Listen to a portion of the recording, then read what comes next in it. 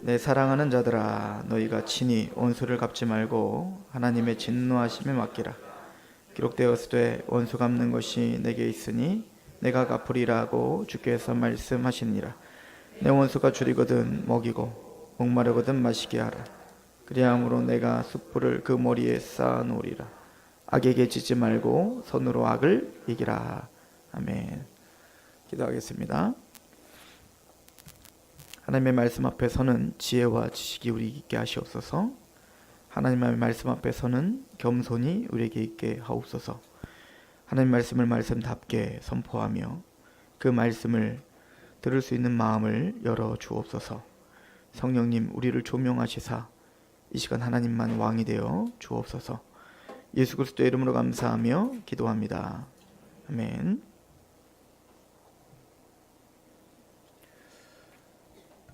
우리는 로마서와 야고보서를 지난주에도 잠깐 얘기했지만 잘 이해 못하시는 분들이 야고보서와 로마서가 다른 이야기를 한다라고 생각하는 경향들이 있다고 했죠. 로마서는 믿음과 은혜를 강조하는데 야고보서는 행함을 강조한다는 거예요. 전혀 그렇지 않습니다. 둘 다 믿음을 강조하고 있습니다. 그런데 로마서가 지금 말하고 있는, 긍정적으로 말하고 있는 믿음과 야고보가 지적하는 바로 믿음은 바로 그런 믿음을 이야기하는 겁니다. 그 믿음을 뭐라고 하냐면 귀신들의 믿음이다, 이렇게 표현하죠. 귀신들도 예수님이 십자가에 죽으신 거, 부활한 거 다 믿어. 믿는 게 아니라 그들은 다 봤잖아요. 다 안다고요. 그러면 그들이 진짜 구원받니? 구원받기는요. 귀신이 구원받는 거 봤어요? 귀신은 절대 구원받을 수 없습니다. 그냥 그들은 심판이 정해져 있고요. 그냥 죽습니다. 그러니까 지식적인 믿음. 그러니까 야고보가 말하는 거예요. 너희 믿음을 말로 너희들은 이야기하느냐? 나는 행함으로 이야기하겠다. 그러니까 행함이 없는 믿음은 죽었다, 이 얘기인 거예요. 그럼 로마서는 다른 얘기 하나요? 여러분들, 우리 로마서를 우리가 믿음에 대한 이야기를 하고 있는데 믿음에 대한 이야기가 이렇게 가볍나요? 단순히 말로만 난 믿어요, 난 예수님 믿는다니까, 예수님 이런 뜻이에요, 저런 뜻이에요, 말로 하는 게 진짜 믿음입니까? 그 믿음이 정말로 우리의 삶을 뒤흔들지 않는다면 그게 진짜 믿음이냐? 로마서도 그걸 물어보는 거 아닙니까? 로마서 1장부터 11장까지 하나님의 은혜, 전적인 주권, 하나님의 한량없는 은혜를 우리가 가졌습니다. 그리고 우리는 우리의 몸을 의의 병기로 드려야 되고 불의의 병기로 드리면 안 됩니다. 그럼에도 불구하고 우리는 또 고백했습니다. 예, 맞습니다. 나는 하나님을 마음을 다하고 뜻을 다하고 목숨을 다해 사랑하겠습니다. 그래서 하나님의 말씀, 주님의 뜻이 무엇이며 하나님이 기뻐하시는 게 무엇인지를 알고 싶습니다. 그런 갈망함이 생깁니다. 그래서 로마서 7장에 내가 주의 법을 즐거워합니다. 하나님을 즐거워합니다. 하나님 말씀대로 살고 싶습니다. 이게 거듭남이에요. 이게 마음의 할례를 받은 자의 마땅한 태도죠. 그런데 내 마음에 또 다른 법이 있다는 걸 아는 겁니다. 내가 하나님의 마음으로는 하나님 법을 즐거워하지만 또 육신의 법이 나를 사로잡습니다. 죄의 법이 나를 사로잡습니다. 또 넘어집니다. 또 쓰러집니다. 난 괜찮아. 나는 구원받았으니까는 나는 죄를 져도 괜찮아. 그렇게 그냥 무미건조하게 죄를 바라본다고요? 사도 바울은 그렇게 가르치지 않았습니다. 비참한 자입니다. 오라니 이렇게 권고한 자입니다. 그렇게 하염없이 자기가 어떠한 비참한 존재인지를 알게 된다고요. 그런데 거기에서 우리는 또 십자가를 발견하는 것은, 그러므로 그리스도 안에 있는 자를 결코 정죄함이 없다라는 로마서 8장의 말씀, 그 1장으로 우리를 데리고 가는 거예요. 8장 1절로 데려가죠. 그럼에도 불구하고 하나님은 우리를 끝까지 구원시키는 겁니다. 착한 일을 시작하신 이가 예수 그리스도 날까지 이루시를 우리는 확신합니다. 야곱이 때로는 하나님의 말씀대로 살지 않고 형을 속이고 아버지를 속였지만 하나님이 야곱을 버리지 않고 끝까지 이스라엘로 만드실 뿐만 아니라, 여러분들, 야곱이 이스라엘 된 다음에 완벽한 자가 됐나요? 전혀 그렇지 않죠. 야복강가에서 이스라엘이란 칭함을 받았지만 그는 또 하나님을 속였어요. 그래서 하나님과 약속했던 베델로 가지 않고 세겜에 가서 그냥 여기가 좋사오냐고 했었다고요. 하나님 그냥 내버려 두시나요? 넌 이스라엘 됐으니까, 넌 내 사랑하는 자니까 그냥 네 마음대로 살아 라고 하던가요? 야곱을 친단 말입니다. 직접 손을 대신다고요. 그리고 그 어려움을 당한 그 야곱에게 말하죠. 너는 나와 약속한 베델로 가. 하나님은 이스라엘답게 만드시겠다는 겁니다. 하나님은 그렇게 신실하게 나와 약속한 그 약속답게, 또 내가 너를 이스라엘로 만드는 그 이스라엘답게 내가 만들고야 말 거야. 그럼 그걸 따라가는 야곱이 나중에 파라오에게 축복을 하며 뭐라고 하죠? 나는 험악한 세월을 보냈나이다. 내 인생 쉽지 않았습니다. 사실은 내 인생 하나님의 말씀대로 살지 않았고, 형 속이고 아버지 속이고 또 하나님이 속이고 내 맘대로 살다가 이리 치이고 저리 치이고 이렇게 터지고 저렇게 터지고 그렇게 험악한 세월을 보냈나이다. 그래서 내가 하나님을 더 안다는 거예요. 그래서 내가 너에게 축복할 명분이 있다 이거예요. 그리고는 그 야곱은 말합니다. 내 부요조의 축복보다 내 축복이 낫다라고 말하죠. 야곱은 그의 인생을 통해 하나님을 배운 겁니다. 하나님의 신실하심을 배웠고요. 하나님이 자신에게 어디를 향해서 가라고 하는지를 알았다고요. 여러분들, 야곱이 12 아들들에게 축복하는 장면을 보이죠. 그게 축복입니까? 물론 거기엔 축복도 있지만 저주도 있습니다. 예를 들어서 요셉에게 한 이야기를 보시죠. 요셉아, 이제는 야곱의 하나님, 너의 아버지 하나님이 너와 함께 하실 거야. 그러므로 너는 네가 하는 일이 잘 되고 네가 하는 일들마다 그냥 막 형통하고 이렇게 말하지 않습니다. 대적이 너에게 화살을 쏠 거다 이거야. 너는 고난의 길을 걸을 거다 이거예요. 그러나 너는 이길 것이다. 하나님이 너를 이기게 할 것이다. 이게 야곱의 축복 아니에요? 로마서도 동일한 이야기를 하고 있는 거예요. 사도 바울은 그렇게 하나님의 은혜를 알았습니다. 감지적지한 은혜를 알았죠. 그 은혜를 알고 그래서 나는 비참한 자입니다. 이런 은혜를 아는데도 불구하고, 하나님 말씀대로 살고 싶은데도 불구하고, 또 죄 가운데 넘어지는 자기 자신을 바라보며 오라 나는 권고한 사람입니다. 이거는 비참하다 이런 뜻 아닙니까? 비참하다. 이렇게 난 비참합니다. 그 죄를 미워하는 마음이 거기 묻어 있는 거예요. 내가 또 죄 가운데 넘어지고 있는 것이 싫은 겁니다. 하나님께 죄송스러운 겁니다. 하나님께 면목 없는 겁니다. 그럼에도 불구하고 그리스도 안에 이제 결코 정죄함이 없다는 그 약속이 그래서 더 크게 나에게 느껴지는 겁니다. 십자가의 은혜가 얼마나 큰 것인지 어제보다 오늘 우리는 더 깊게 알게 되는 겁니다. 알고 봤더니 이것은 내가 믿어서가 아니라 하나님의 장중의 손에, 하나님의 주권적인 은혜 속에, 창세전부터 우리를 예정하신 그 하나님의 예정 속에, 그 선택 안에 우리는 이 자리에 있다는 것을 알게 되는 겁니다. 깊도다 하나님의 지혜의 풍성함이요, 이게 얼마나 놀라운 지혜이며 이게 얼마나 깊은 사랑인지, 시간이 흐르면 흐를수록, 성장하면 할수록 그 십자가의 사랑과 사랑의 깊이와 높이와 넓이와 그 어떠하심이 계속 커져가는 겁니다. 이게 성장이에요. 그러면 그 은혜를 아는 하나님의 백성들은 어떻게 하라는 겁니까? 사도 바울이 뭐라고 하죠? 로마서 12장 1절에 너의 몸을 거룩한 산제물로 드리라는 겁니다. 여러분들, 초대교회 때부터 이단이 있었습니다. 특별히 초대교회를 힘들게 했던 이단은 영지주의입니다. 영지주의. 성경에 영지주의라는 말은 나오지 않지만 지금 베드로가 싸우려고 했던, 바울이 싸우려고 했던, 또 요한이 싸우려고 했던 모든 이단들의 가장 근원은 영지주의입니다. 그 영지주의는 성경을 갖고 이야기하는 듯합니다. 그 영지주의를 뭐냐, 그노시스라고 부른다. 그노시스. 헬라어로. 그노시스는 지식이라는 뜻이에요. 자기들에게만 특별한 지식이 있다고 생각하는 겁니다. 영적인 지식이 자기들에만 있다고 착각하는 겁니다. 그럼 그들은 헬라 철학과 결부를 시킵니다. 그래, 헬라 철학과 이 영지주의 특징이 있어요. 육적인 건 더러운 거고 영적인 건 거룩한 거라고 생각하는 거예요. 그러니까 이 성경도 문자적으로 보면 더러운 거라고 생각하는 겁니다.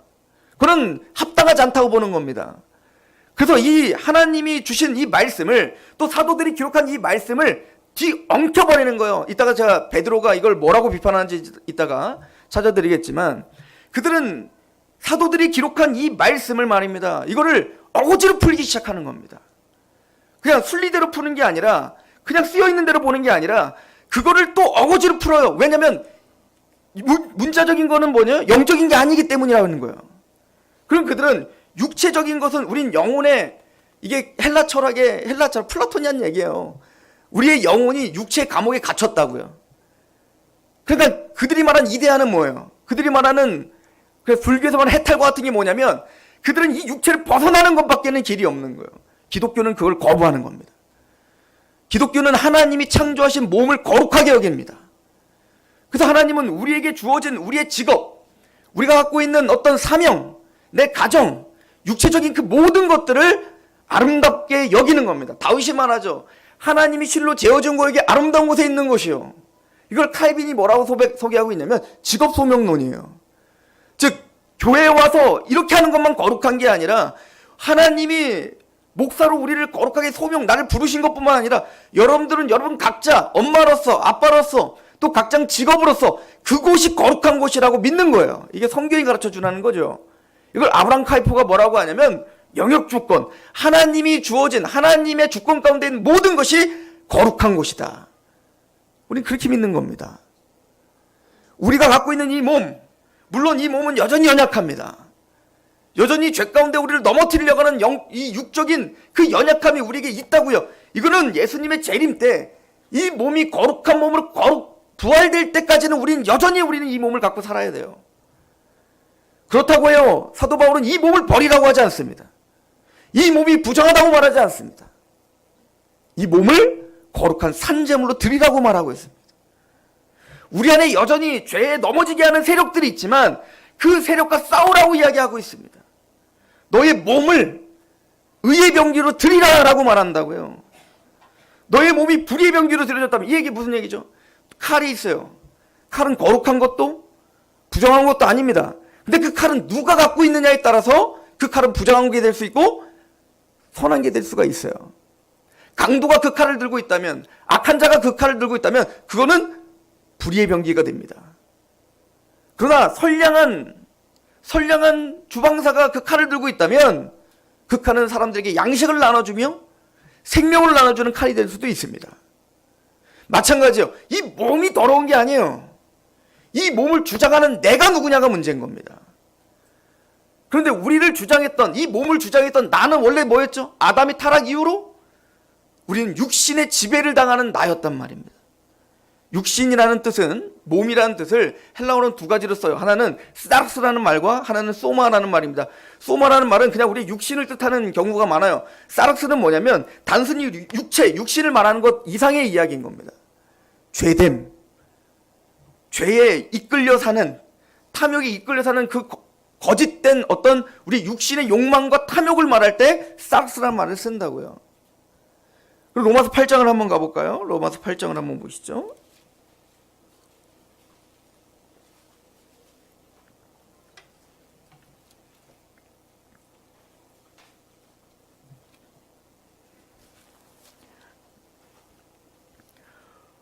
로마서 8장 5절입니다. 자, 6절입니다. 육신의 생각은 사망이요 영의 생각은 생명과 평안이라. 여기서 말하는 사르스를 말하는 거예요. 육신의 생각이라는 건 뭐냐면 즉 그 타락한 인간의 탐심이 지배하고 있는 생각들을 말하는 겁니다. 즉 그런 육신의 생각이라는 건 뭐냐면 옛사람, 다른 성경은 옛사람이라고 표현하고 있는 거예요. 그럼 영의 생각은 뭘까요? 새 사람을 말하는 겁니다. 그 윗절로 보시죠. 로마서 8장 1절. 그러므로 이제 그리스도 예수 안에 있는 자에겐 결코 정죄함이 없다. 이는 그리스도 예수 안에 있는 생명의 성령의 법이 죄와 사망의 법에서 너희를 해방했다. 우리는 죄와 사망의 법이라는 테두리 안에 살았던 사람들이에요. 그런데 이미 우리는 죄와 사망의 법에서 우리를 해방해 주셨다는, 이게 구원 아니에요? 죄와 사망의 법에서 해결해 줬다는 건 뭐냐면 첫 번째는 죄의 삭은 사망이라는 법입니다. 우리가 죄가 있을 때 죄는 어디로 끌고 가는 겁니까? 사망, 영원한 지옥 형벌로 끌고 가는 거예요. 그런데 이미 우리는 그 죄의 삭은 사망이라는 법에서 해방시켰다고요. 그런데 잘 들어보세요. 이건 뭐냐면 법이에요. 법. 통치입니다. 나라입니다. 그러니까 하나님이 이스라엘 백성들을 애굽에서 끄집어내셔서 애굽의 파라오의 손에, 애굽의 통치와 애굽의 다스림에 받는, 그들은 애굽 법에 따라, 파라오의 욕망에 따라 그들은 지배를 당했던 사람들이었어요. 그런데 하나님은 그들을 끄집어내어 가나안 땅으로 들여보내는 겁니다. 그럼 구원시키고, 그들을 구원시키자마자 제일 먼저 했던 게 뭐죠? 어떤 작업을 하시던가요? 율법을 수여해 주는 거예요. 왜 그렇죠? 너희들 율법 지키면 구원 줄게가 아니라 구원을 시켜놓고 율법을 주신다고요. 무슨 얘기냐면 구원은 은혜예요. 그런데 그 은혜로 구원받은 하나님의 백성들은 이제는 애굽의 법이 아니라 누구의 법을 따라야 되는 겁니까? 하나님의 율법, 하나님의 통치를 받는 거예요. 그 뭔가 다스림을 받는 하나님의 백성, 이걸 제사장 나라라고 하는 거잖아요. 그렇게 하나님은 죄의 법에서 끄집어내요 하나님의 법으로, 하나님의 나라, 제사장 나라로 옮겨주시는 겁니다. 이게 원리예요. 마찬가지입니다. 우리는 죄와 사단의 권세 가운데 있었습니다. 이스라엘 백성들이 애굽의 권세 가운데 사는 것처럼 우리는 죄의 지배를 받고 사탄의 지배를 받으며 살았다고요. 이게 뭔 얘기입니까? 에베소서 4장,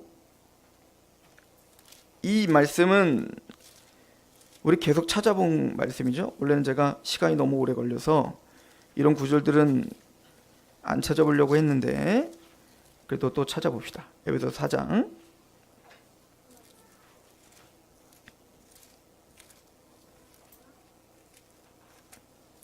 자, 에베소서 4장 자, 2장부터 봅시다. 2장 1절에 보면 그는 허물과 죄로 죽었던 너희를 살렸다. 그러니까 우리는 성령님의 거듭나게 하기 전에, 그죠? 살아나기 전에 우리 모두 다 허물과 죄로 죽어있던 상태였다. 이렇게 말을 하는 거예요. 그 상태에 뭐예요? 2절. 그때에는 너희는 그 가운데 행하여 이 세상 풍조를 따르고 공중권세 잡은 자를 따랐으니 곧 지금 불순종의 아들들 가운데 역사하는 영이라. 전에는 우리도 다 그 가운데 우리의 육체의 욕심을 따라 지내며 육체와 마음에 원하는 것을 하여 다른 이들과 같이 본질상 진노의 자녀들. 이게 정확하게 지금 육체의 생각이 뭔지를 설명해주고 있는 거예요. 사도 바울이 생각하는 육체의 생각이란 깔끔하게 이겁니다. 허물과 죄로 우리가 죽었어요. 허물과 죄로 죽어 이제는 죄와 사단의 권세 가운데 지배를 당하는 게 됐다고요. 그럼 그때는 어떻게 돼버렸냐면 하나님의 뜻에 관심이 없어요. 왜? 영적으로 살아있지를 않으니까. 그러니까 이 세상 풍조를 따라요. 그냥 이 세상이 말하는 문화대로 산다고요. 그게 누가 만든 거고 누가 제정한 거고 어떤 뿌리로 이런 문화들이 생겼는지 관심이 없죠. 그냥 우리가 다 그렇게 사니까 그냥 사는 거예요, 우리는. 근데 그 근원이 어디라는 겁니까? 공중 권세 잡은 자, 사단의 권세 가운데 하나님을 대적하는 문화란 말입니다. 이 모든 게. 그런데 우리가 육체 가운데 산다는 거는, 육체의 생각이라는 것은 바로 그런 거스리는 대항하는 게 전혀 없이 그냥 그런 세상이 말하는 대로, 내 감정이 말하는 대로, 내 지식이 말하는 대로 그냥 따라가는 거예요. 이게 육체의 생각인 겁니다. 왜 그럴 수밖에 없죠? 아담이 타락한 이후 우리는 죄와 사단에 죽어있기 때문에 영적인 생각을 할 수가 없는 겁니다. 왜? 하나님과 인간이 영적으로 끊어졌기 때문에.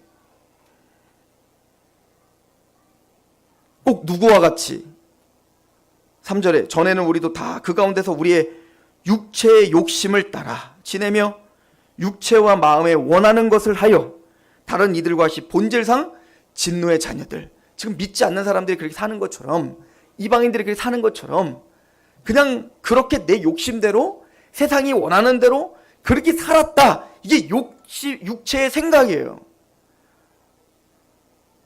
4장 가봅시다. 저번에 에베소서를 우리 1장부터 쭉 해서, 근데 거기서 우리를 어떻게 구원시켰는지, 성부, 성자, 성령 하나님의 은총을 어떻게 구원시켰는지 이미 다 설명해 드렸죠. 4장 17절 보시죠. 그럼 그 육체의 욕심을 따라 지내는 그 사람들은 어떤 열매를 맺나요? 17절. 그러므로 내가 이것을 말하며 주 안에서 증언하노니 이제부터 너희는 이방인이 그 마음에 험한 것을 행한같이 행하지 말라. 이게 육체의 욕심을 따라 지내는 사람들을 말하는 겁니다. 육신의 생각, 사망으로 치닫는 사람들, 이 사람들, 죄와 사망의 법에 지금 얽매여 사는 사람들, 이 사람들이 어떻게 살죠? 18절. 첫 번째, 뭐가 부서졌어요? 그들의 총명이 어두워지고 그들 가운데는 무지함이 있어요. 하나님에 대한 지식이 없습니다. 하나님에 대한 지식이 없다고요. 영적으로 끊어져 버렸으니까요. 그러니 그 마음은, 그들의 마음은 굳어졌습니다. 하나님의 마음에 대해서 하나님을 사랑하지 않습니다. 하나님을 존중하지 않습니다. 하나님을 경외하지 않습니다. 그들의 마음은 굳어져 있습니다. 하나님을 사랑하지 않고 누굴 사랑할까요? 나를 사랑하겠죠? 내 욕심대로 살고 싶겠죠? 내 생각대로, 내 맘대로. 이 상태를 뭐라고 합니까? 하나님의 생명에서 떠나 있도다. 이게 영적 죽음의 상태란 말이에요. 그래서 성령으로 거듭나지 아니하면 하나님 나라를 볼 수가 없다라고 하는 거예요. 왜? 죄와 사단이 우리를 가로막으니까. 그럼 이렇게 하나님을 모르고 영적인 지식을 모르고 그렇게 죄와 사단의 권세 가운데 우리 마음이 굳어진 사람들은 어떤 열매가 나냐고요. 아까 말한 것처럼 19절 같이 읽어봅시다. 시작. 그들이 감각 없는 자 되어 자신을 방탕에 방임하여 모든 더러운 것을 욕심으로 행합니다. 그냥 내 마음대로 살아요. 이게 뭐라는 겁니까? 이거는 영적인 문제라는 겁니다. 지금 우리는 죄와 사단의 권세 가운데 내 마음대로 사는 거, 예를 들어서 우리가 차를 타고 가는데 뒤에 보면은 나쁜 남자가 타고 있어요. 그 뭐예요? 난 내 마음대로 할 거니까 니들 나 알아서 피해가, 이런 거 아니에요? 그걸 붙이면서 자기는 얼마나 난 멋있어, 이렇게 날 얼마나 무서워할까? 야, 대단하지? 나 건들기만 해봐. 나는 승질 있는 사람이야. 이걸 자랑으로 여긴다고요. 근데 우리는 그렇게 극단적으로 하지 않아도요, 우리는 다 그렇게 산다고요. 내 마음대로 하면서도 이것이 내가 그들을 지배하는 힘이라고 생각한다고요. 내가 아무 말도 못하면 사람들 꼼짝도 못해. 이게 내가 왕이라고 생각한다고요. 근데 성경은 뭐라? 이게 가장 비참한 상태라는 겁니다. 비참이라는 거, 비참. 죄라는 거예요. 사도 바울이 말합니다. 20절. 오직 너희는 그리스도를 그같이 배우지 않았다는 겁니다. 우리는 예수님 그렇게 안 배웠다는 거예요. 진짜 우리가 예수를 알고 진짜 거듭나고 정말 구원을 안다면 나는 한 번도 그렇게 가르치지 않았다는 겁니다. 우리가 진짜 거듭나 구원을 받은 하나님의 백성들이 우리의 몸을 우리 욕심대로 사는 것을 그렇게 내버려 두는 대로 나는 그렇게 가르치지 않았다는 거예요. 사도 바울은 21절. 진리가 예수 안에 있는 것과 같이 너희가 참으로 그에게서 듣고 또한 그 안에서 가르침을 받을진대. 그럼 그 가르침을 받는 하나님의 백성된 거듭난 하나님 백성들 어떻게 된다는 거예요? 22절. 너희는 유혹의 욕심을 따라 썩어져가는 구습에 따르는 옛사람, 이게 뭐죠? 육신의 생각이에요. 그 옛사람을 벗어버리고, 그걸 버리라는 겁니다. 그 생각을 잘라버리라는 겁니다. 싸우라는 겁니다. 우리는 예수님 그렇게 안 배웠다는 겁니다. 오직 너희의 심령이 새롭게 되어 거듭나면 어떻게 돼요? 자세히 설명드리지만 정말 예수 그리스도를 믿어 구원받은 사람들은 첫 번째, 하나님을 아는 지식이 생기죠. 하나님이 어떻게 창조하셨는지, 하나님이 우리를 위해서 자기 아들을 어떻게 죽이셨는지, 그 사랑의 그 깊이와 높이와 넓이, 또 내가 얼마나 죄인이고 오늘도 또 비참한 자입니다라고 고백할 수밖에 없는 나인데, 그런 나를 성부와 성자와 성령 하나님의 지금도 탄식하시는 은혜와 그 아들을 죽이시는 은혜와 또 지금도 십자가에 죽으시고 부활하여 지금도 살아계셔서 나를 위해서 끝까지 간구하시는 그 왕같은 제사장이신 예수님의 그 간구로 말미암아 그 사랑에서 끊어지질 않아요. 우린 구원에 떨어지질 않아요. 이게 무슨 은혜냐고요. 이게 심령이 새롭게 돼요. 하나님을 아는 지식이 생긴 겁니다. 이거를 선한 양심을 가지라라고 하는 거예요. 우리는 선한 양심이 발동하기 시작하는 겁니다. 하나님의 말씀대로 살고 싶어요. 에베소서 뭐라고 합니까? 주께서 기뻐하시기에 뭔가 시험하라 봐라. 이게 우리의 이제 삶의 태도라고요. 하나님 뭘 기뻐하실까? 내가 어떻게 이야기하는 걸 기뻐하실까? 내가 어떻게 사는 걸 기뻐하실까? 내 몸을 어떻게 하나님께 드리는 것이 정말 영적인 제사일까? 이거를 고민하는 인생이 된다고요. 그리고 말하죠. 그래서 오직 너희는 심령이 새롭게 되어, 지금 과거로 쓰지 않고 이제부터 너희가 그렇게 되라는 거 아니에요. 그러니까 그런 은혜로 너희가 그렇게 은혜를 받았고 그렇게 하나님이 너희를 살려줬으니까 오직 너희는 심령이 새롭게 되어 하나님을 따라 의와 진리의 거룩함으로 지으심을 받아 새 사람을 입어라. 그 옛사람 벗어버리고 좀 입어라. 싸워라. 똑같은 얘기인 겁니다. 거룩해져라 이 얘기인 겁니다. 이걸 성화라고 하는 거예요. 베드로전서 가봅시다. 베드로전서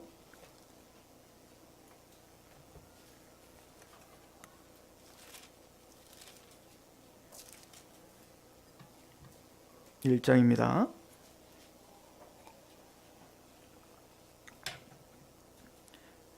(1장 2절) 곧 하나님 아버지의 미리 아심을 따라 성령이 거룩하게 하심으로 순종함과 예수 그리스도의 핏뿌림을 얻기 위하여 택하심을 받은 자들에게 편지하노니 은혜와 평강이 너에게 더욱 많을지어다. 잘 보세요. 하나님 아버지의 미리 아심을 따라 성령이 거룩하게 하심으로 순종함과 예수 그리스도의 핏부림을 얻기 위하여 택하심을 받은 자들에게 편지하노니.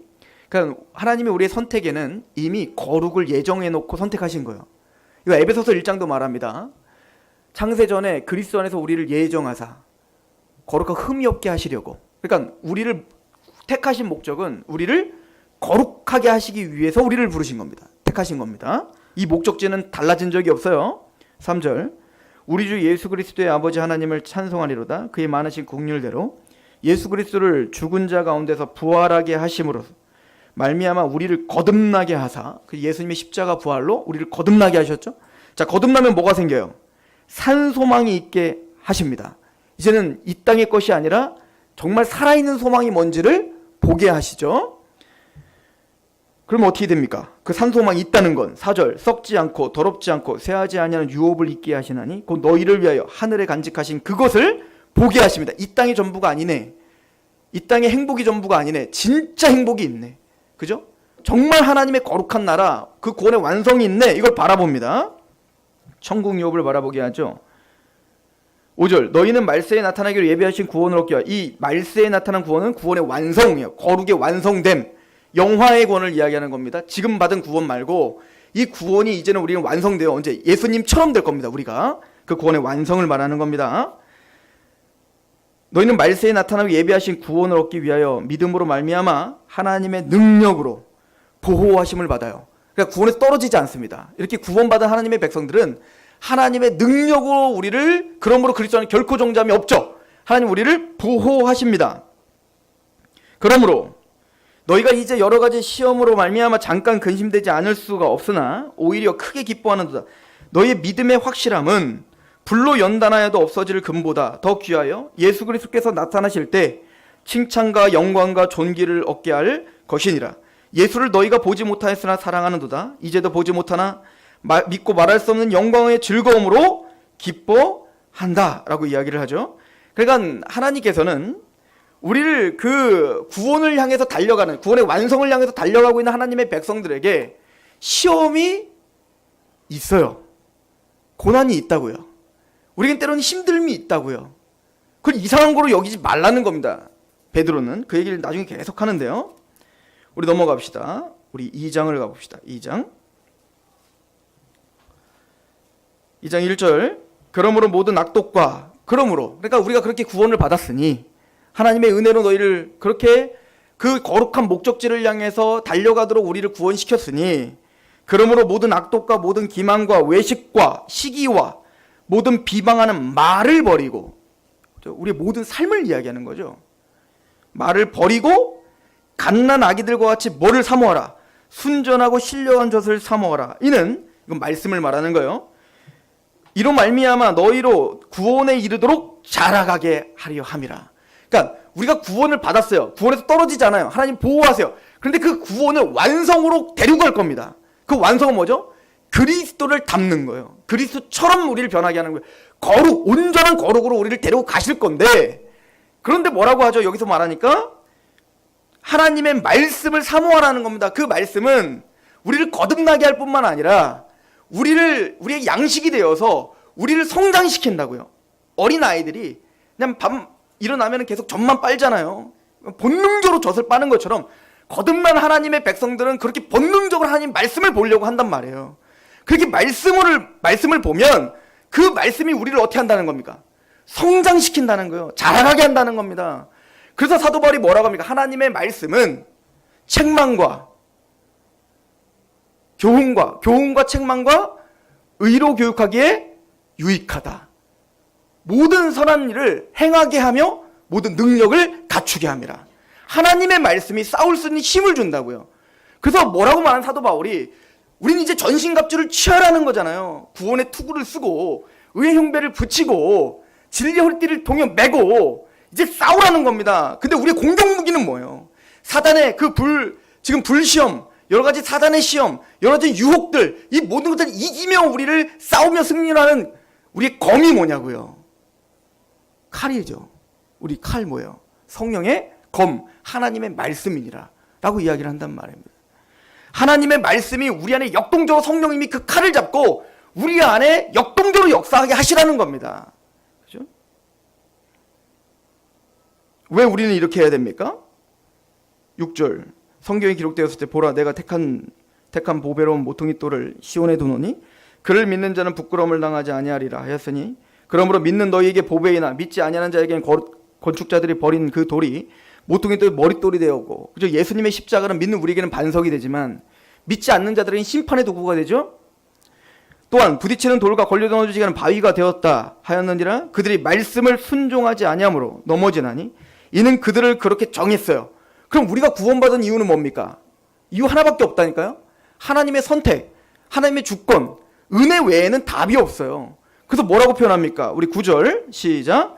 그러나 너희는 택하신 족속이요 왕같은 제사장이요 거룩한 나라요 그의 소유간 백성이니, 우리는 하나님의 전적인 주권으로 우리를 선택하셔서 하나님 백성 된 것뿐이에요. 우리가 한 게 하나도 없다고요. 하나님의 전적인 은혜죠. 그러면 전적인 은혜로 우리가 자랑할 것 하나도 없이 우리를 왜 구원시킨 겁니까? 그 목적지 나오잖아요. 그의 소유가 된 백성이니 이는 너희를 어두운 데서 불러내요. 그 어두운 데가 뭐예요? 사망의 권세, 죄의 권세, 육신의 권세 불러내어 그의 기이한 빛에 들어가 계신 이의 아름다운 덕을 선전하게 하려 합니다. 선포하게 하려 합니다. 우리를 통하여 하나님의 나라가 무엇인지를 선전해야 돼요. 우리를 통하여 이걸 그래서 그리스도의 빛, 소금, 편지, 향기라고 이야기를 한단 말이죠. 그럼 우리가 어떻게 선전하냐고요. 그래서 어떻게 하라는 얘기인 겁니까? 11절 그래서 사랑하는 자들아 라고 하는 거예요. 하나님의 은혜로 사랑받고 구원받은 하나님의 백성들, 내 형제들아, 내 사랑하는 자들아, 거류민과 나그네 같은 너희를 권하노니 영혼을 거슬러 싸우는 뭐를? 육체의 정욕을 제어하라. 우리 끊임없이 내 욕망과 내 탐심과 내 뜻대로 살려고 하는 그 마음을 제어하라는 겁니다. 다른 말로 옛 옷을 벗어버리고 새 옷을 입어라 이거야. 싸워라 이거요. 하나님이 그 말씀을 통해 너를 성장시킨다고 했으니 그 말씀을 부지런히 읽고 그 말씀을 검으로 삼아 끊임없이 내 생각과 싸우라는 겁니다. 내 감정과 싸우라는 겁니다. 이게 마땅한 거예요. 이게 지금 요한, 베드로, 바울 다 똑같은 얘기를 하고 있죠? 12절 너희가 이방인 중에서 행실을 뭐를? 행실을, 이건 삶이죠? 우리의 삶이라고요. 행실을 선하게 가져 너희를 악행한다고 비방하는 자들로 하여금 너희의 선한 일을 보고 오시는 날에 하나님께 영광을 돌리게 하려 함이라. 왜 우리가 미친 듯이 우리의 삶을 점검하며 어쩌든 우리가, 물론 다시 말씀드리지만 우리는 완벽할 수 없어요. 아니 완벽은커녕 우리는 또 넘어지고 또 넘어져요. 그러나 사도 바울은 진짜 구원받은 사람들은 싸우라는 겁니다. 그래도 싸우라는 거예요.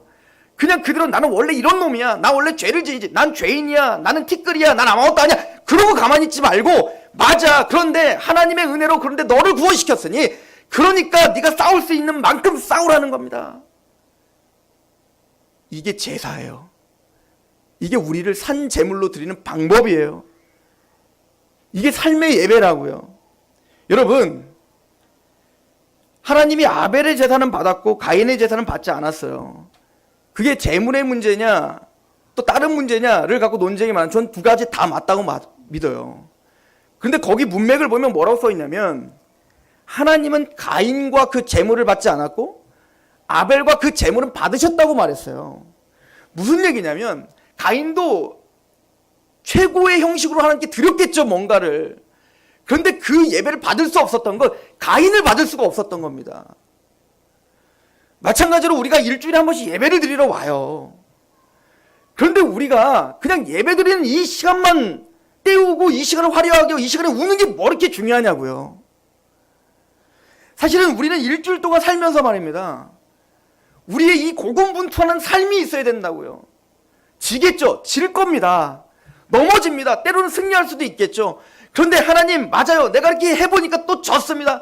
하나님의 은혜밖에 나는 바랄 수 있는 자가 아니네요 라고 그런 마음으로 하나님의 은혜를 바라며 나오는 겁니다. 또 만약에 우리가 승리했다면, 조그만 거 승리했더라도 우리 어린아이들 보세요. 뭐 사실은 뭐 잘한 것도 아니야. 아빠 나 청소해서 밥은 여전히 지저분해요. 근데 무슨 뭐 나라를 구한 것처럼 기뻐한단 말이에요. 그럼 내가 뭐래? 이게 청소야? 절대 안 그럽니다. 저는 이해해요. 그 수준에서 최선을 다한 거 안다고요. 자, 돈 줄 테니까 너 가서 용돈 내가 너 사 먹어. 그렇게 하신다는 겁니다. 근데 나는 해봤자 아빠가 원하는 청소를 못해. 그러고 맨날 어지럽힌다면 아버지로서 어떻게 할까요? 이거는 답답할 노릇이에요. 누가 완벽하게 청소하래? 알아. 너 완벽하게 청소 못하는 니보다 내가 더 잘 알아. 그래도 어떻게 하라는 겁니까? 해보라는 겁니다. 해보라는 거예요. 그냥 거기에 우리는 기쁜 거 아니에요? 자녀가 그렇게 몸부림치는 거에 우린 기뻐하고 즐거워하는 거 아닙니까? 하나님 그런 거예요. 아무리 우리가 성장한다고 해도 우리가 어떻게 예수님처럼 되냐고요? 그럼 넋놓고 있어요? 아니요. 몸부림쳐보라는 겁니다. 지어보라는 겁니다. 쓰러지라는 겁니다. 하나님의 은혜가 얼마나 지혜로운지, 그 사랑이 얼마나 큰지, 그래서 느껴보라는 겁니다. 그리고 오라는 거예요. 하나님의 은혜를 갈망하면서 말이죠.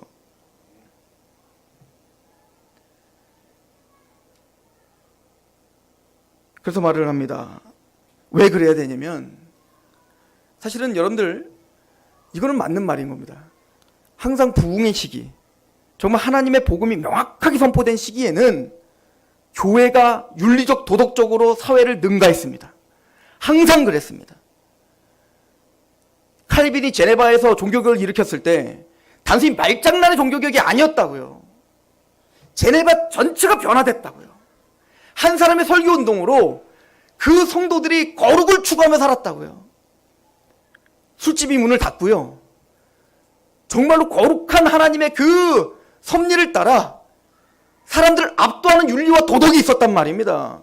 이게 청교도 시대였단 말입니다. 여러분들 우리나라가 가장 암울했던 그 시기에 일제시대 때 그 사람들의 윤리와 도덕을 견인했던 게 누굽니까? 교회였단 말입니다. 하나님의 복음을 알고 그 사랑을 깨달은 하나님의 백성들이 이 나라를 구하기 위해서 자기 목숨을 내어 던지고 국가가 무엇인지도 설명해 줬다고. 왜? 하나님이 세우신 그 국가가 뭔지 알거든요. 일본이 감히 좌지우지 우리의 주권을, 하나님이 주신 주권을 일본이 빼앗아 갈 수 없다는 걸 알았거든요. 그냥 오늘 내가 편하면 되지. 그냥 오늘 하루 나는 좀 잘 먹고 잘 살면 되지. 그런 시대 가운데 아니다라고 반기를 들고 힘있게 싸우려고 했던 게 교회였단 말입니다. 그럼 오늘날은 왜 우리가 교회가 이렇게 힘이 없을까요? 왜 지탄의 대상이 됐을까요? 왜 세상에만 윤리 도덕보다 훨씬 더 못한 그런 취급을 당할까요? 결론은 뭐냐면 윤리 도덕 운동을 안 해서가 아니라 교리를 몰라서예요. 복음을 몰라서로 돌아가야 된다는 얘기인 겁니다.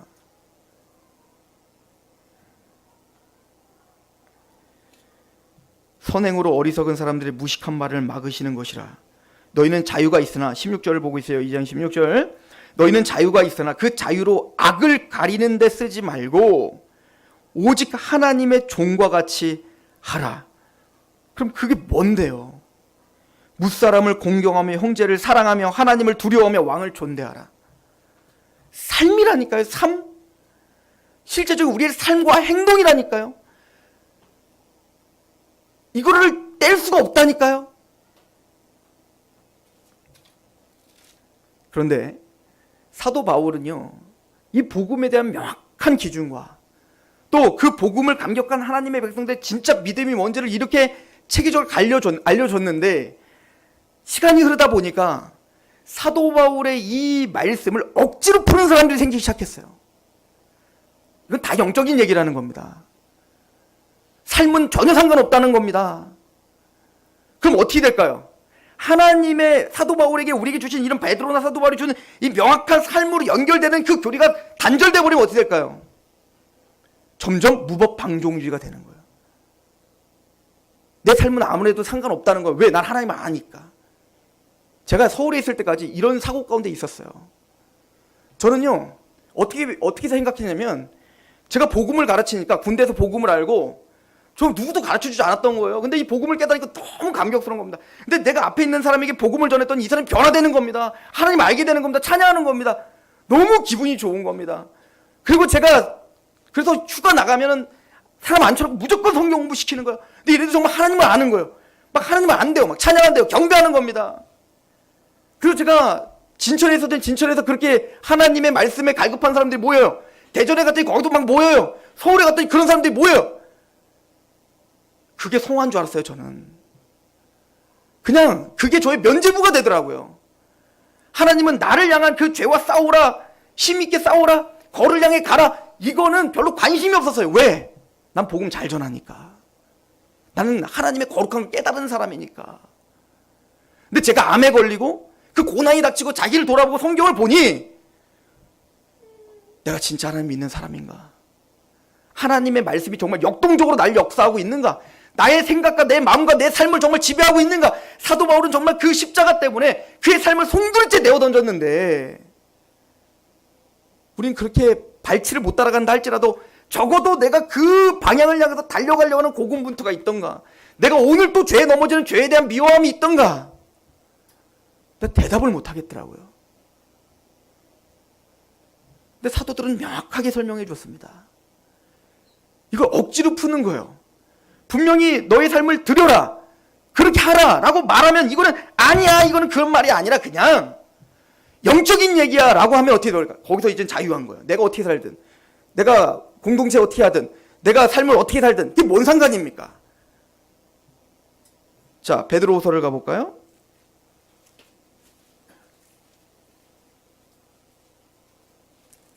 베드로는 이런 사고체계를 굉장히 심각하게 생각하고 있었습니다. 베드로서 1장 보십시오. 1장 1절 예수 그리스도의 종이며 사도인 시몬 베드로는 우리 하나님과 구주 예수 그리스도의 의를 힘입어 동일하게 보배로운 믿음을 우리와 함께 받은 자들에게 편지한다. 보배로운 믿음을 동일하게 받은 우리 성도들에게 보내는 겁니다. 하나님과 우리 주 예수를 알므로 은혜와 평강이 너에게 더욱 많을지어다. 그의 신기한 능력으로 생명과 경건에 속한 모든 것을 우리에게 주셨으니 이는 자기의 영광과 덕으로서 우리를 부르신 이를 알므로 말미암음이라. 이로써 그 보배롭고 지극히 큰 약속, 복음이죠. 그 지극히 큰 약속을 우리에게 주사 이 약속으로 말미암아 너희가 정욕 때문에 세상에 썩어진 것, 지금 계속 설명한 거예요. 이 세상에 썩어질 것을 피하여 뭐에 참여한 자가 되라? 신의 성품에 참여한 자가 되게 하려 하셨다. 우리의 성품을 바꿔주기를 원했다고요.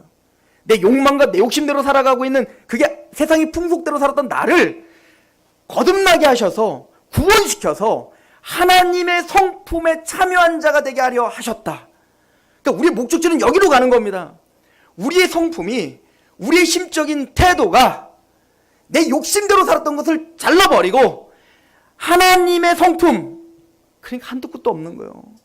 사도 바울이 죽을 때까지 난 죄인 중에 괴수라고 말할 수밖에 없는 게 누가 감히 난 됐다라고 말할 수 있겠냐고요.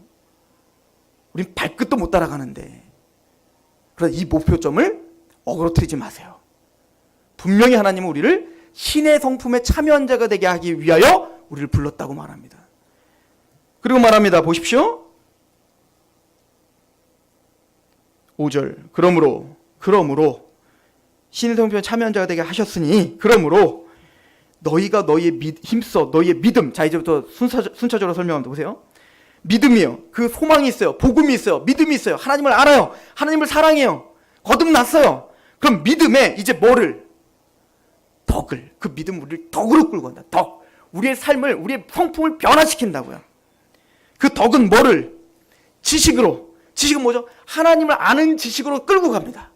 하나님을 아는 거예요. 이제는 뭐가 영적인 건지 알아요. 뭐가 하나님의 뜻인지, 뭐가 하나님의 뜻이 아닌지 알아요. 그럼 그걸 알면 알수록 우리 안에 뭐가 생길까요? 힘든 거예요. 싸움이 생깁니다. 뭐가 필요할까요? 절제가 필요한 거예요. 절제. 그죠? 그 지식은 우리의 절제로 끌고 가는 겁니다. 내가 하고 싶으면 그걸 절제하고 내 몸을 좀 복종시키는 걸 끌고 가는 거예요. 그러면 그 절제는 우리에게 뭘 만들어내죠? 인내요. 인내는 뭐죠? 쉬운 게 아니에요. 싸우는 겁니다.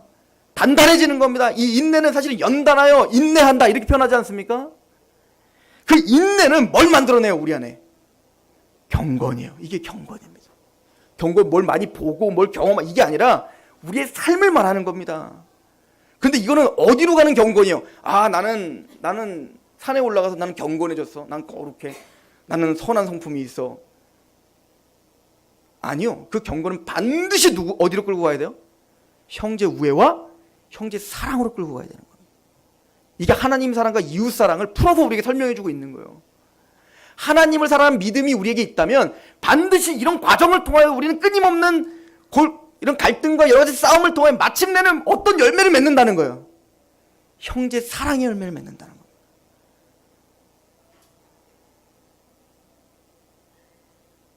그리고 말하죠. 보세요. 8절. 이런 것이 너희에게 있어 흡족한즉 너희로 우리 주 예수 그리스도를 알기에 게으르지 않고 열매 없는 자가 되지 않게 하려니와. 그죠? 그래서 우리가 로마서에도 형제 사랑을 먼저 이야기한 거예요. 그리고 죄와 싸우라는 이야기를 하고 있는 겁니다. 9절. 이런 것이 없는 자는 어떻대요? 맹인들인 거예요. 이들이 보지 못하는 사람들입니다. 난 믿는데요. 근데 이런 진짜 갈등이 없습니까? 이런 영적인 힘든 싸움이 없단 말이에요. 그들은 맹인이에요. 맹인. 정말 보지 못하는 겁니다. 하나님을 보지 못하고 하나님의 뜻을 못 보는 겁니다. 그들은 맹인들이라 멀리 보지 못하고 그 옛 죄가 깨끗하게 된 걸 잊은 거예요. 구원의 감격을 시들어버린 겁니다. 사랑이 시들어버린 거예요. 그 구원의 감격이 우리를 활활 타오른다면 우리는 이렇게 형제 사랑으로 끌고 갈 수밖에 없다는 겁니다. 그리고 말하죠. 그러므로 형제들아 더욱 힘써 너희의 부르심과 택하심을 굳게 하라. 너희가 이것을 행한즉 언제든지 실족하지 아니하리라. 우리의 부르심이 뭔가 다시 생각해 보라는 거예요. 하나님이 왜 불렀나 우리를. 단순히 나 구원받고 나 잘 먹고 잘 살으라고? 아니라는 겁니다. 형제 사랑으로 끌고 가기 위해서요. 자, 그런데 3장 가보시죠. 베드로서 3장. 거두절미하고 봤더니 이렇게 사도 바울이 베드로가 이렇게 한탄을 하죠. 사실은 베드로 후서를 다 읽어야 좋은데 시간이 없으니 14절입니다. 그러므로 사랑하는 자들아 너희가 이것을 바라보나니 주 앞에서 점도 없고 흠도 없이 평강 가운데서 나타나기를 힘쓰라. 힘쓰라. 이게 뭐예요? 싸우라. 열심을 내라. 넋놓고 있지 마라. 이 얘기죠. 힘들다는 거예요. 이 싸움이 쉬운 싸움이 아니에요. 또 우리 주의 오래 참으심이 구원이 될 줄로 여기라. 우리가 사랑하는 형제 바울도 그 받은 지혜대로 너희에게 이같이 썼고 그 모든 편지에도 이런 일에 관하여 말하였으니 그 중에 알기 어려운 것이 더러 있으니 무식한 자들과 굳세지 못한 자들이 다른 성경과 같이 그것도 억지로 풀다가 스스로 멸망에 이르러요. 그러니까 사도 바울은 예수님의 믿음이 뭐며 복음이 뭐며 그게 어떻게 삶으로 인도되며 우리의 목적지가 뭐며 삶과 하나님의 믿음이 어떻게 연결되어 있는지를 아주 명확하게 설명했다고요. 근데 이 사람들은 어떤 사람들이 생겼냐면 이 영지주의자들은 그걸 억지로 풀기 시작하는 겁니다. 그 말 아니라는 거예요. 그래서 삶을 배워버리게 하는 거예요. 하나님의 법을 배워버리게 하는 거예요. 그럼 어떻게 해요? 무법방종주의. 이걸 율법 폐기론이라고 해요. 이게 구원파가 하는 짓이에요. 박옥수가 그런 짓을 했다고요. 억지로 푸는 겁니다. 성경을 그냥 봐야 되는데 그걸 억지로 풀어가지고 자꾸 스스로 멸망의 길로 가서 어떻게 돼버리죠? 결론은 사랑의 열매를 맺어야 되는데 자꾸 나를 포기하고 섬기는 열매를 맺어야 되는데 어떤 열매를 맺게 하냐면 17절. 그러므로 사랑하는 자들아 너희가 이것을 미리 알았으니 무법한 자들의 미혹에 이끌려 너희가 굳센 데서 떨어질까 삼가라. 조심하라는 겁니다. 그들도 성경을 갖고 이야기한다는 거예요. 사도 바울의 말을 갖고 이야기한다는 거예요. 은혜와 믿음을 갖고 이야기한다는 거예요. 근데 은혜와 믿음을 갖고 결론은 뭐? 하나님의 율법을 폐기하는 대로 간다는 거예요. 무법 방종주로 그 육체의 욕심대로 살아가게 그냥 내버려 둔다는 거예요. 나는 그렇게 가르치지 않았다. 사도 바울이 그렇게 얘기하고 베드로가 그렇게 얘기하는 거예요. 오늘 본문을 가봅시다. 로마서 12장.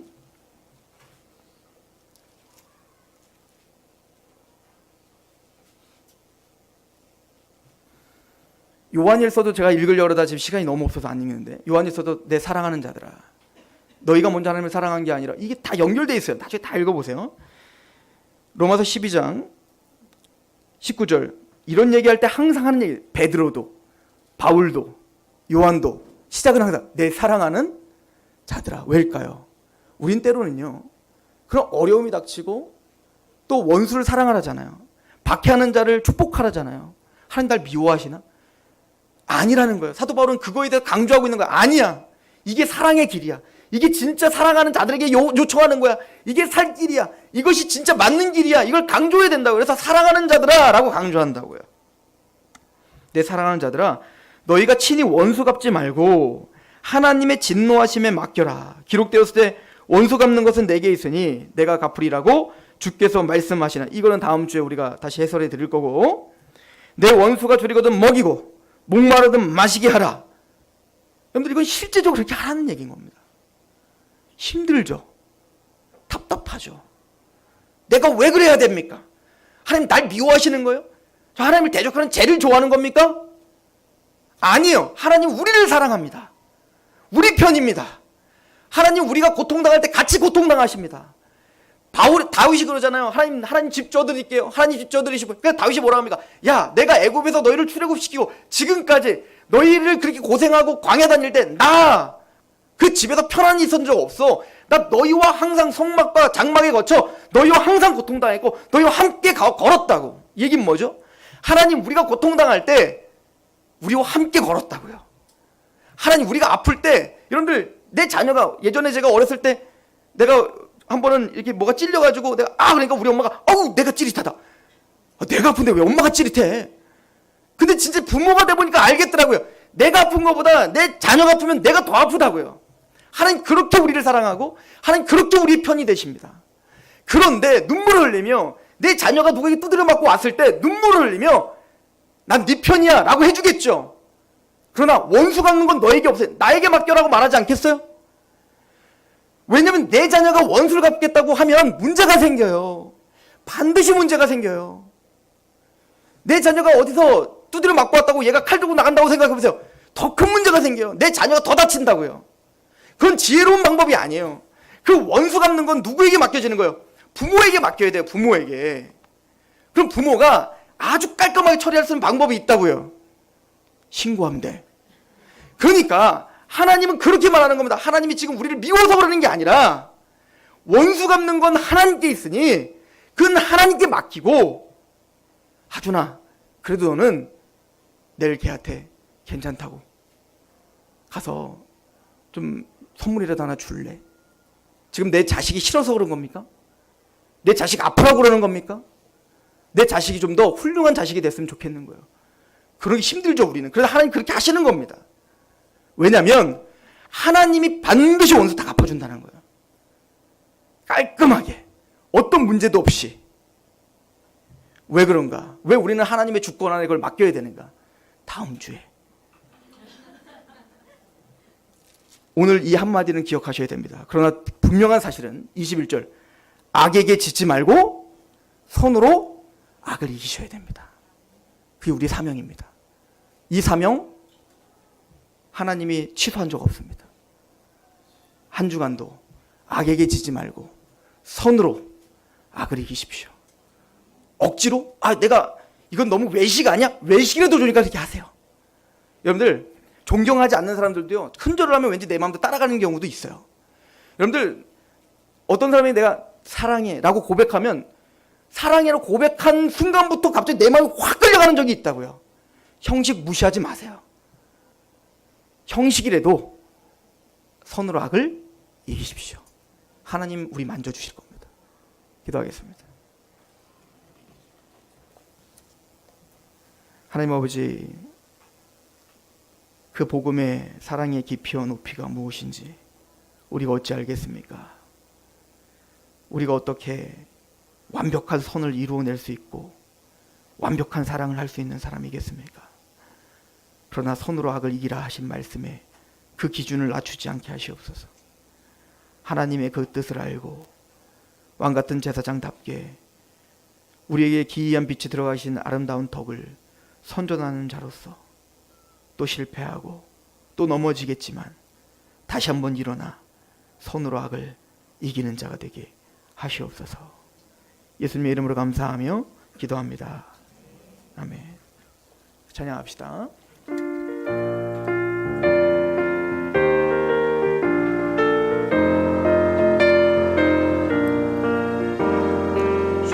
죄에서 자유를 얻게 하는 보혈의 능력, 주의 보혈, 시험을 이기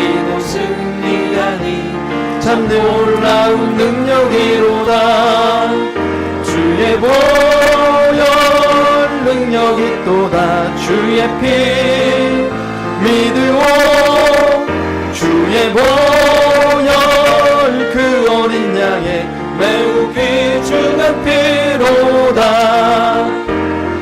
육체의 정욕을 이기는 보혈의 능력 주의 보혈 정결한 마음을 얻게 하니 참 놀라운 능력이로다 주의 보혈 능력이 또다 주의 피 믿으오 주의 보혈 그 어린 양의 매우 귀중한 피로다 눈보다 더 희게 밝히는 것 보혈의 능력 주의